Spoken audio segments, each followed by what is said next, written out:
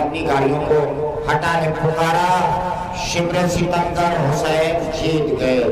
پکارا، آ جائیں فرش پہ آ جائیں، آپ لوگ فرش کا اہتمام کیا گیا ہے، آپ لوگ فرش پہ آ جائیں۔ پکارا شبر ستمگر حسین جیت گئے، پکارا شبر ستمگر حسین جیت گئے، گلے سے توڑ کر خنجر حسین جیت گئے۔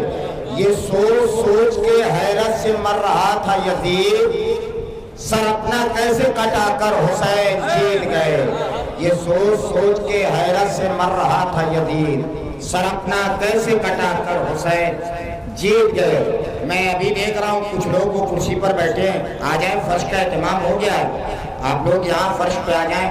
میں آئیے حجت الاسلام والمسلمین علی جناب مولانا معظم علی صاحب قبلہ گھوسی کی خدمت میں گزاروں کہ تشریف لائے۔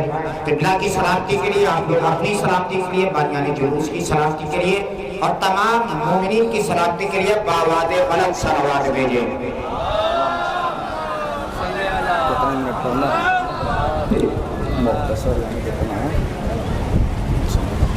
رحم اللہ من قرأ الفاتحہ۔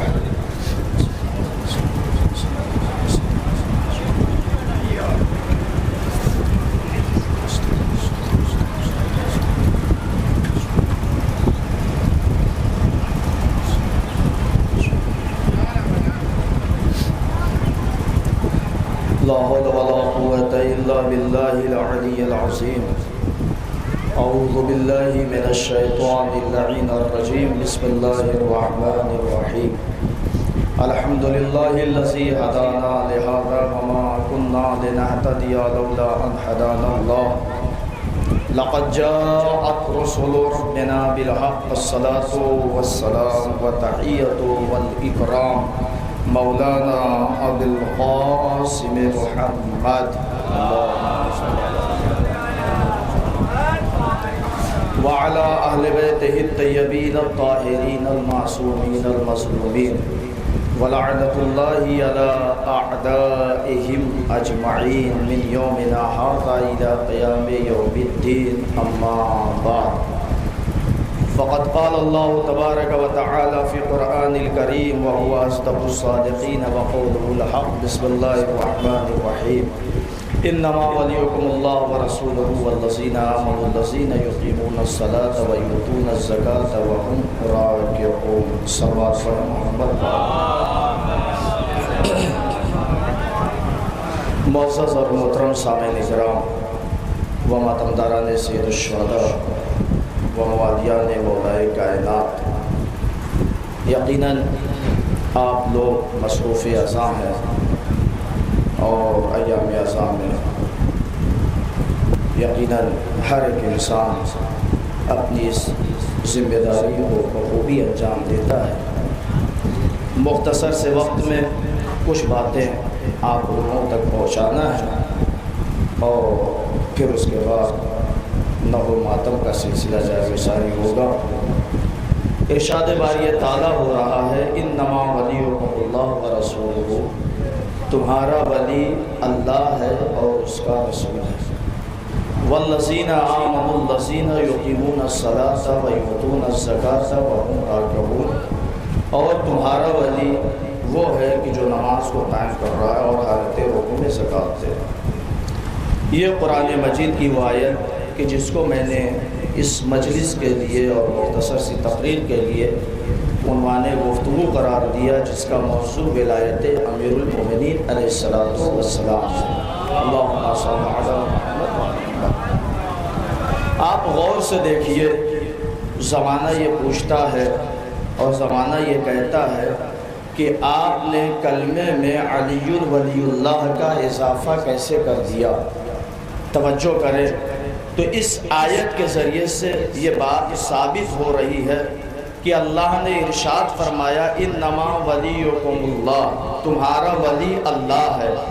جیسے ہی آیت یہ نازل ہوئی، ہم نے کہا لا الہ الا اللہ، آیت نے اور آگے بڑھا اور آیت نے کہا وَرَسُولُهُ، صرف اللہ نہیں بلکہ اللہ کا رسول بھی تمہارا ولی ہے۔ ہم نے اور ایک قدم آگے بڑھایا اور کہا محمد رسول اللہ۔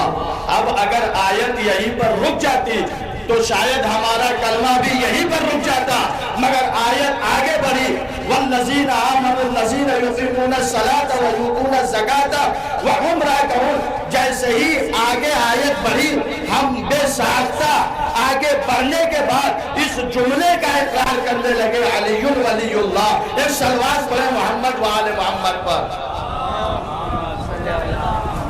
اور عزیزو یاد رکھیے علی کی ولایت ہر ایک انسان کے اوپر واجب قرار دی گئی ہے، چاہے انسان ہو یا حیوان ہو یا اشجار ہو یا درخت ہو، حجر ہو، کوئی بھی چیز ہو، اللہ نے ہر ایک چیز کے اوپر اہل بیت کی ولایت کو رکھا اور امیر المومنین کی ولایت کو رکھا۔ جناب عمار یاسر راوی ہیں، بیان کرتے ہیں کہ مولائے کائنات موجود ہیں۔ یہ بات علامہ ہاشم بحرانی نے اپنی کتاب مدینۃ المعاجز میں لکھا کہ عمار یاسر مولائے کائنات کے ساتھ موجود ہیں، اصحاب موجود ہیں۔ ایک شخص آیا اور آنے کے بعد کہتا ہے اے علی مجھے اس وقت تربوز کھانے کا دل کر رہا ہے۔ توجہ کریں عزیزان محترم، مجھے اس وقت تربوز کھانے کا دل کر رہا ہے۔ مولا نے جناب عمار یاسر سے کہا، جیب سے 1 دینار نکالا اور نکالنے کے بعد عمار یاسر کے حوالے کیا اور کہا اے عمار جاؤ بازار سے 1 دینار میں جتنا بھی تربوز ملے لے کر چلے آؤ۔ عمار یاسر بازار پہنچے، 1 دینار سے 3 تربوز لیا اور لینے کے بعد مولائے کائنات کی خدمت میں حاضر ہوئے۔ کہا مولا یہ تربوز آپ نے منگایا تھا، یہ آپ کے سامنے ہے، میں علی کی ولایت کو بیان کر رہا ہوں۔ توجہ چاہتا ہوں کہ اللہ نے ہر ایک چیز کے اوپر اہل بیت کی ولایت کو رکھا ہے۔ جناب عمار کو مولا نے حکم دیا کہ اس تربوز کو کاٹو۔ عمار نے پہلے تربوز کو کاٹا، کیا دیکھا وہ تربوز کڑوا تھا۔ مولا نے کہا اے عمار اسے پھینک دو، یہ جہنم سے آیا تھا، جہنم میں جائے گا۔ دوسرا تربوز کاٹو، دوسرا تربوز مولا کے حکم پر جناب عمار نے کاٹا، کیا دیکھا کہ وہ کھٹا ہے۔ مولا نے کہا اسے بھی پھینک دو، یہ بھی جہنم سے آیا تھا، جہنم میں جائے گا۔ اب تیسرے تربوز کو کاٹنے کے لیے مولا نے کہا، اب جو عمار یاسر نے تیسرا تربوز کاٹا تو تاریخ بتاتی ہے کہ اس میں چھوٹے چھوٹے کیڑے چل رہے تھے۔ عمار سے مولا نے کہا اے عمار اس تربوز کو بھی پھینک دو، یہ بھی جہنم سے آیا تھا اور کہاں جائے گا؟ جہنم میں جائے گا۔ آپ لوگ میرے ساتھ بولتے رہیے، کہاں جائے گا؟ جہنم میں جائے گا۔ پھر مولائے کائنات نے 1 دینار دیا اور کہا جاؤ اس سے پھر تربوز لے کر آؤ۔ عمار یاسر پھر بازار گئے، 1 دینار سے پھر 3 تربوز لے کر آئے۔ توجہ چاہتا ہوں، اور لانے کے بعد اب عمار نے سوچا کہ اس تربوز کو میں نے کاٹا تھا، اس وجہ سے ممکن ہے کہ وہ تربوز خراب ہو گیا ہو، اب یہ تربوز مولا خود اپنے ہاتھوں سے کاٹے۔ توجہ چاہتا ہوں، عمار نے کہا مولا آپ اسے کاٹیے۔ عمار سے مولا نے کہا کہ نہیں اسے بھی تم ہی کاٹو گے۔ تاریخ بتاتی ہے کہ اب جو تربوز کاٹا تو تربوز بہترین میٹھا نظر آیا۔ توجہ کریں عزیزان محترم، بہترین میٹھا نظر آیا۔ جب سارے کے سارے لوگوں نے تربوز کھا لیا، اب اس کے بعد وہی سوال جو آپ کے ذہن میں اس وقت ہے کہ آخر مولا نے یہ جملہ کیوں کہا کہ اے عمار اسے پھینک دو، یہ جہنم سے آیا تھا اور جہنم میں جائے گا۔ سارے کے سارے صحابہ مل کر مولائے کائنات سے عرض کیا یا علی یہ بتائیے کہ اس سے پہلے جو تربوز جناب عمار نے کاٹا اور ایک کڑوا نکلا، ایک کھٹا اور ایک بیکار تھا، آپ نے اسے کہا کہ اسے پھینک دو، یہ جہنم سے آیا تھا اور جہنم میں جائے گا، آخر وجہ کیا ہے؟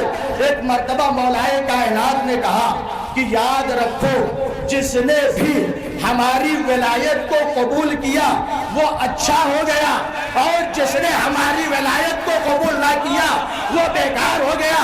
نہیں عزیزو ذرا غور کریں، آج دنیا ہم سے کہتی ہے آخر کیا وجہ ہے کہ جب ہم آپ کے عالم دین کو دیکھتے ہیں تو دل یہ چاہتا ہے کہ دیکھتے جائیں دیکھتے جائیں دیکھتے جائیں، مگر جب ہم اپنے علماء کو دیکھتے ہیں تو دل یہ چاہتا ہے کہ اب نظروں کو بند کر کے اپنی نظروں کو ہٹا لیں۔ دراصل معاملہ یہاں بھی علی کی ولایت کا ہے، جس نے علی کی ولایت کو قبول کیا اس کا چہرہ نورانی ہو گیا، جس نے علی کی ولایت کو نہ مانا چہرہ بدبودار ہو گیا۔ ایک صلوات پڑھے محمد وال۔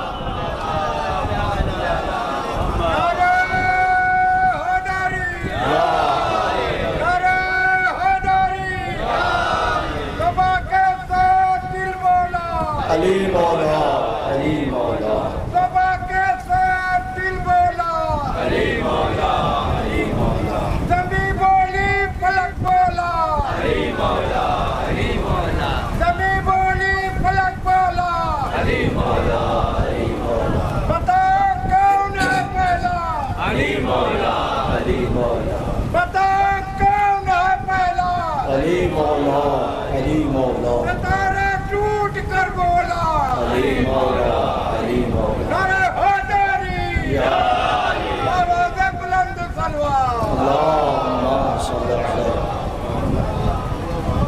ولایت، یہ ہے ولایت کہ جس نے بھی علی کی ولایت کو قبول کیا، اور آپ دیکھ لیجئے کہ جس نے علی کی ولایت کو مانا وہ چاہے جتنا بھی غریب ہو اپنی عزت چھپا لیتا ہے، لیکن جس نے علی کی ولایت کو نہ مانا گلی گلی چادر لے کر گھومنے نکل جاتا ہے۔ توجہ کریں سامع محترم، یہ ہے علی کی ولایت۔ اور کربلا کا یہ جو معرکہ ہوا، بس عزیزوں میں ختم کر رہا ہوں، اپنی گفتگو کو سمیٹ رہا ہوں، یہ بھی ولایت ہی کا مسئلہ تھا۔ اس لیے کہ جب امام حسین علیہ السلام آئے ہیں وقت آخر، تو تاریخ بتاتی ہے کہ امام نے یہی پوچھا کہ آخر یہ بتاؤ کہ تم لوگ مجھے کیوں قتل کرنا چاہ رہے ہو؟ تو کیا کہا؟ بغضاً لأبیک، آپ کے بابا کی دشمنی میں آپ کو قتل کیا جا رہا ہے۔ اور عزیزوں کس طریقے سے قتل کیا زہرا کے لال کو؟ بس میں نے گفتگو کو سمیٹ دیا، چونکہ دامن وقت میں گنجائش نہیں ہے۔ یقیناً تاریخ بتاتی ہے کہ چاروں طرف سے سیدہ کے لال پر حملہ ہو رہا تھا، کوئی تیر مار رہا تھا، کوئی نیزہ چلا رہا تھا، اور جس کے پاس کچھ نہ تھا زمین کربلا سے گرم ریت کو اٹھاتا اور امام کے جسم اطہر پر پھینکتا۔ جزاکم اللہ، خدا آپ کو کوئی غم نہ دے سوائے غم آل محمد کے۔ عزیزوں، جب امام حسین علیہ السلام کی بھی شہادت ہو گئی تو اب تاریخ بتاتی ہے کہ اب یہ عادہ خیام کی طرف بڑھنے لگے، بیویوں کے سروں سے چادروں کو چھیننے لگے۔ علامہ قزوینی نے اپنی کتاب زینب کبریٰ من المہد الی المہد میں لکھا ہے کہ سب سے زیادہ جس بی بی کو کربلا کے میدان میں مارا گیا وہ بی بی زینب سلام اللہ علیہا تھی۔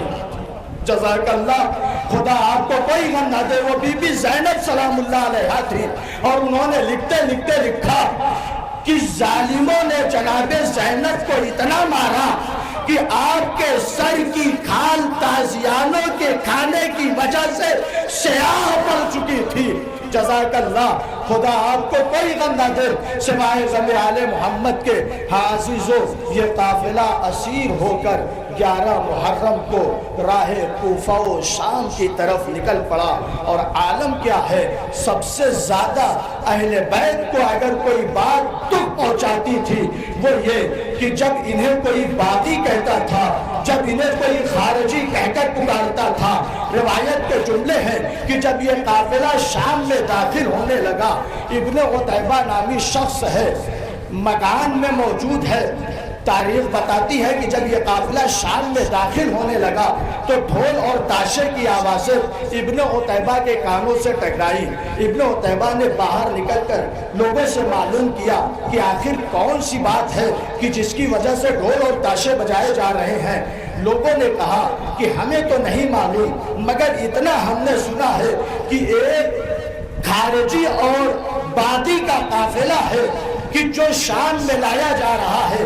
ابن عتیبہ کہتا ہے کہ جیسے ہی مجھے لوگوں نے بتایا میں نے سوچا کہ میں بھی چل کر دیکھوں کہ آخر کون وہ شخص ہے کہ جنہیں باغی اور خارجی کہا جا رہا ہے۔ ابن عتیبہ کہتا ہے کہ جب میں باہر نکلا تو میں نے دیکھا کہ کچھ بیویاں ہیں کہ جن کے سروں پر چادریں نہیں ہیں، بالوں سے اپنے چہرے کا پردہ کیا ہوا ہے، ایک نوجوان ہے کہ جس کے ہاتھوں میں ہتکڑی ہے، پاؤں میں بیڑی ہے، گلے میں خاردار توق ہے، مگر چہرے سے ایسا معلوم نہیں ہو رہا ہے کہ یہ شخص باغی اور خارجی ہو۔ ابن عتیبہ کہتا ہے کہ میں اس شخص کے قریب پہنچا، اور جب قریب پہنچا تو میں سوال کرنا ہی چاہ رہا تھا کہ اسی اثنا میں اس شخص نے کہا، اے ابن عتیبہ، تو شام کا تو رہنے والا نہیں ہے، تو حاضر شام میں کیا کر رہا ہے؟ ایک مرتبہ تاریخ بتاتی ہے کہ ابن عتیبہ گھبرایا، پریشان ہوا اور ہاتھوں کو جوڑ کر کہتا ہے، آپ کون ہیں؟ کس گھرانے سے تعلق رکھتے ہیں؟ ایک مرتبہ سید سجاد نے کہا کہ ہم خاندان رسول سے تعلق رکھتے ہیں۔ ایک مرتبہ ابن عتیبہ کہتا ہے کہ جیسے ہی مجھے معلوم ہوا کہ یہ اہل بیت ہیں، یہ خاندان رسول سے ہیں، میں نے کہا مولا اگر کسی چیز کی خواہش ہو تو بیان کریں، شاید میں آپ کی کچھ مدد کر سکوں۔ ایک مرتبہ سید سجاد نے کہا کہ مجھے تم سے کچھ نہ چاہیے، اگر تو ہماری مدد کرنا چاہتا ہے تو اتنا کر دے کہ بازار چلا جا، بازار سے چند چادریں لا کر میری پھپھیوں کو دے دے، دیکھ میری ماں اور پھپھیوں کا پردہ سلامت رہ سکے۔ ابن عتیبہ کہتا ہے کہ میں بازار گیا، چند چادریں لانے کے بعد سید سجاد کے حوالے کر دیا۔ اب سید سجاد نے تمام بیویوں کو چادریں تقسیم کر دی۔ ابن عتیبہ کا بیان ہے کہ چادر دیکھ کر میں پیچھے ہٹ رہا تھا، اسی اثنا میں میں نے کیا دیکھا کہ شمر آگے بڑھا، تازیانے کو لہراتا ہوا، ارے شہزادی زینب و ام کلثوم کو اذیت دینے لگا۔ ایک مرتبہ میں نے دل میں سوچا، اے آقا زادی، اگر مجھے معلوم ہوتا کہ میرے چادر دینے کی وجہ سے آپ کو اذیت دی جائے گی تو میں کبھی چادر نہ لاتا۔ جزاکم اللہ، خدا آپ کو کوئی غم نہ دے سوائے غم اہل محمد کے۔ لیجئے میں نے گفتگو کو ختم کر دیا۔ تاریخ بتاتی ہے کہ ابن عتیبہ پھر امام کے پاس آیا اور آنے کے بعد کہتا ہے، مولا اب بھی اگر کوئی مجھ سے خدمت لینا چاہتے ہیں تو میں حاضر ہوں۔ ایک مرتبہ سید سجاد نے کہا کہ جس نوکے نیزہ پر میرے بابا حسین کا سر ہے اس کو جا کر چند سکے دے دے تاکہ وہ نیزے کو لے کر آگے بڑھ جائے۔ میرے بابا کا سر جب تلاوت کرنے لگے گا تو لوگ اس کی طرف متوجہ ہو جائیں گے، میرے ماں اور پھپھیوں کا پردہ سلامت رہے گا۔ ایک مرتبہ ابن عتیبہ کہتا ہے میں اس شخص کے قریب پہنچا، میں نے چند درہم و دینار اسے دیے، وہ سر کو لے کر آگے بڑھ رہا تھا کہ اسی اثنا میں اب قیامت ہو گئی۔ ابن عتیبہ کہتا ہے کہ میں نے جو منظر دیکھا خدا کسی کو وہ منظر نہ دکھائے، ایک ظالم نے زمین سے پتھر کو اٹھایا، امام کی پیشانی پر مارا، امام کی پیشانی سے خون جاری ہوا۔ ابن عتیبہ کہتا ہے میں نے تلوار کو نیام سے نکالا، میں نے چاہا تو اس کے سر کو تن سے جدا کر دوں۔ سید سجاد نے پشت پر ہاتھ رکھا، اے ابن عتیبہ ایک پتھر دیکھا برداشت نہ کر سکے، ارے تیرا چوتھا امام کربلا سے کوفہ، کوفہ سے شام پتھریں کھاتا ہوا وَسَيَعْلَمُ الَّذِينَ صَدَقُوا أَيَّ مَنْقَلَبٍ يَنقَلِبُ مَا تَمِنُ